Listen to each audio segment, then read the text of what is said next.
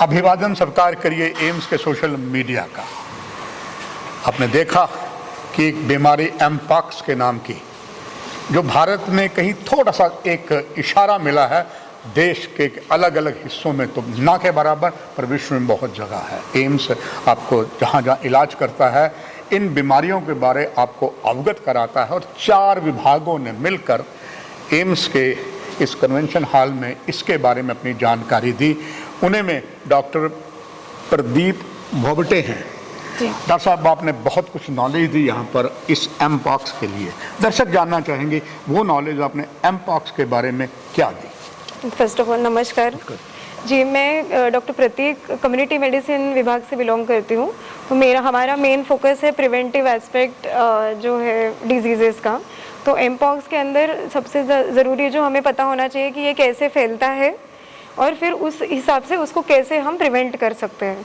तो जो modes of transmission है एमपॉक्स के, उसमें आता है एक तो एनिमल से ह्यूमंस में हो सकता है।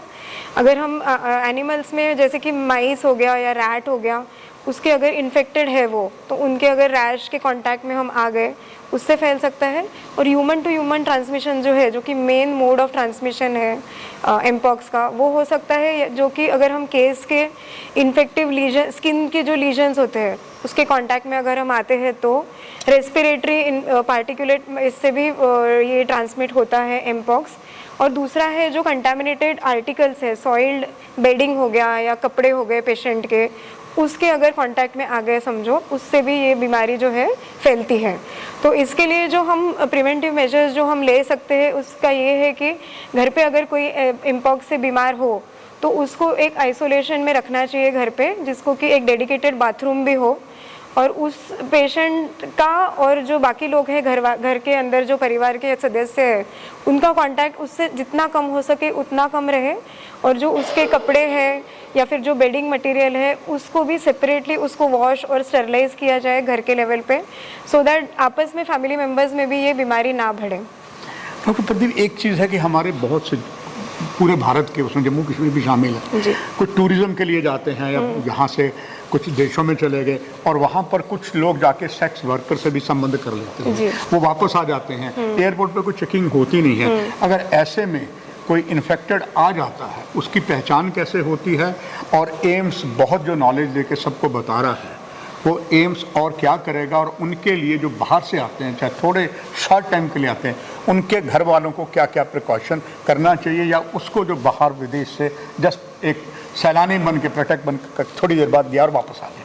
जी, तो जो वर्ल्ड हेल्थ ऑर्गेनाइजेशन है हमारा, उसने 14 अगस्त 2024 को जो एमपॉक्स है उसको एक public health emergency of international concern ये डिक्लेयर कर दिया है। इसका मतलब यही है कि जो इंटरनेशनल ट्रैवल कर रहे हैं लोग इंडिया से बाहर या जो बाहर देश से हमारे यहाँ आ रहे हैं, उसके लिए ऑलरेडी गवर्नमेंट ऑफ इंडिया ने एडवाइजरी घोषित की है कि जो एयरपोर्ट्स है, इंटरनेशनल एयरपोर्ट्स या जो शिपिंग पोर्ट्स है जो इंटरनेशनली आते हैं, वहाँ पे एनहांस सर्वेलेंस मतलब वहाँ पे लोगों की जांच होगी, टेस्टिंग किया जाएगा। और साथ ही साथ जो उनके कॉन्टैक्ट्स होंगे, अगर समझो कोई सस्पेक्टेड केस है तो उसका प्रॉपरली हिस्ट्री लिया जाएगा कि कौन सी कंट्री से वो ट्रैवल करके आ रहे हैं।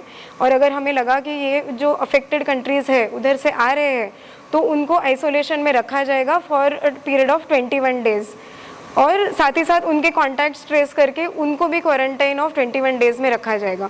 तो ये गवर्नमेंट ऑफ इंडिया ने ऑलरेडी ये किया हुआ है, सो दैट कोई इन्फेक्शन इंपोर्ट या एक्सपोर्ट ना हो। फिलहाल तो भारत में अभी तक एक भी केस है नहीं, ये करंट सिनेरियो में कंफर्म्ड केस अभी तक हमारे देश में एक भी है नहीं। ये 2024 आउटब्रेक में, पहले के आउटब्रेक में हमारी थी, तो इंडिया की लास्ट केस जो है वो मार्च महीने के बाद अभी तक और कोई केस हुआ नहीं है। डॉक्टर प्रदीप, हमेशा ही एम्स 24/7 तैयार रहता है। दर्शक ये भी जानना चाहेंगे कि अल्लाह ना करे कहीं ऐसी बीमारी आ जाती है, उसके लिए पूरा जो इलाज है वो एम्स विजयपुर जम्मू में तैयार है? जी, तो हमने यहाँ पे जो हॉस्पिटल में पॉइंट ऑफ एंट्री रहेगा पेशेंट का, जहाँ पे भी एंट्री होगा ओपीडी में या फिर स्क्रीनिंग में, वहाँ पे हमने सर्वेलेंस की ये करके अरेंजमेंट किया हुआ है, सो दैट जो केसेस आएंगे जो फीवर के या विथ रैश या जिनका पॉजिटिव हिस्ट्री है आउटसाइड कंट्री से आने का, उनको एक सेग्रीगेटेड वेटिंग एरिया और आइसोलेशन में रखा जाएगा और उनकी फिर उस हिसाब से टेस्टिंग और ट्रीटमेंट किया जाएगा। सिमिलरली जो ओपीडीज है हमारी, जैसे कि डर्मेटोलॉजी ओपीडी हो गई, general medicine OPD, paediatric OPD, वहाँ पे भी यही सर्वेलेंस किया जाएगा कि अगर कोई पेशेंट हमें लगता है कि suspected case of monkey pox हो सकता है तो उसको आइसोलेशन वार्ड्स या आइसोलेशन एरिया में रख के उसका इलाज किया जाएगा और साथ ही साथ उसके कॉन्टैक्ट्स को, जो कॉन्टैक्ट ट्रेसिंग हम बोलते हैं, वो करके उनको भी 21 डेज़ के लिए हम ऑब्जर्व करेंगे।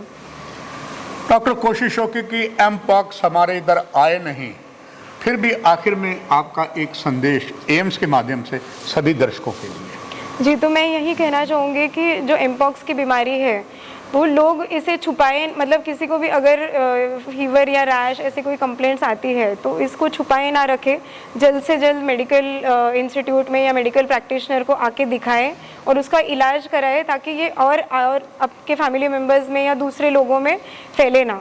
तो ये सबसे ज़रूरी है कि हम किसी भी बीमारी को छुपाए ना रखें और इमीडिएटली उसका इलाज करें so that the spread is avoided. दर्शकों, आपने देखा 4 विभागों ने मिलकर एम पॉक्स से बचने के लिए अगर कहीं कुछ होता है, क्या सारी चीज़ें एक ज्ञानवर्धक आपको इस एम्स के सोशल मीडिया के माध्यम से बचाई। डॉक्टर साहब, आपका बहुत बहुत धन्यवाद। यहीं कार्यक्रम की समाप्ति। नमस्कार।